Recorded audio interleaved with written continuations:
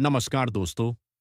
Social media पर एक वीडियो तेजी से वायरल हो रहा है जिसमें दावा किया जा रहा है कि ईरान के एक न्यूज चैनल पर भगवान शिव का प्रसिद्ध शिव तांडव स्तोत्र सुनाई दे रहा है। वीडियो में ईरान का न्यूज प्रसारण दिखाई देता है और बैकग्राउंड म्यूजिक को लेकर लोग अलग अलग दावे कर रहे हैं। कुछ लोग इसे भारतीय संस्कृति का वैश्विक प्रभाव बता रहे हैं, जबकि कुछ लोग इस दावे की सत्यता पर सवाल उठा रहे हैं।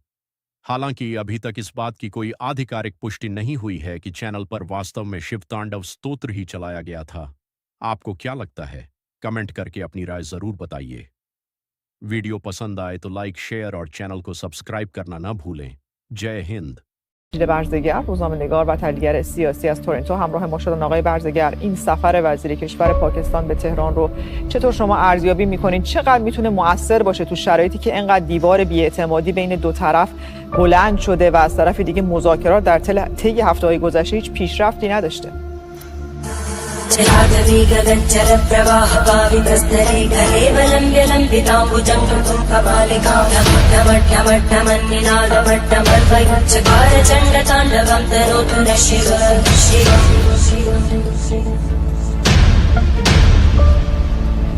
همکارم مرضیه حسینی از واشنگتن دی سی با ما همراه شده. مرضیه، آخرین واکنش‌ها در آمریکا چیه نسبت به تن شما با ایران؟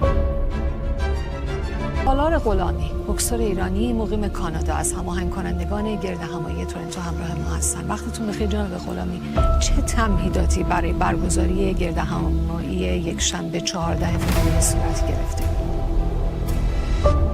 به نظر شما توی هند، یا بهتر بگیم توی دنیا، چند تا دین و مذهب و آیین وجود داره؟ باورها و اعتقادات مردم اون سرزمین تشکیل میده و هند هم به دلیل تنوع قومی، فرهنگی و عقیدتی پر از اعتقادات و مذاهب متنوعیه.